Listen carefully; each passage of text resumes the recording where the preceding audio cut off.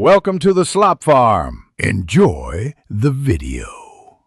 You start now by removing all external devices. This rules out simple I/O conflicts. Next, force a restart. Hold the power button for 10 to 15 seconds and watch for post or BIOS. If nothing appears, swap display cables or try the laptop lid.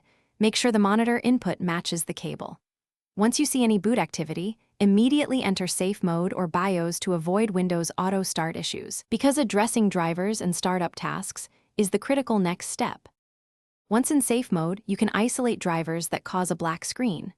Open Device Manager, uninstall the display adapter driver, then restart so Windows reinstalls a generic driver. This often restores the desktop.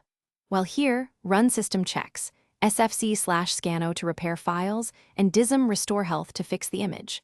Also disable third-party startup apps via Task Manager because a bad startup program can lock the GUI. If you need internet, pick safe mode with networking to download drivers safely. Finish by rolling back or restoring.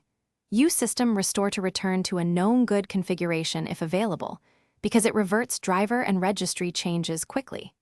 Then update Windows and GPU drivers from the official vendor site. Avoid beta releases. Stability matters more than features. If the black screen persists, back up your files now to external media and perform a reset or clean install. Troubleshooting tip: if the cursor moves but no desktop appears, press Ctrl+Shift+Escape, start Task Manager, then use File right arrow Run New Task to Explorer. EXE, this often recovers the shell. Thanks for watching. Consider subscribing if we helped you today.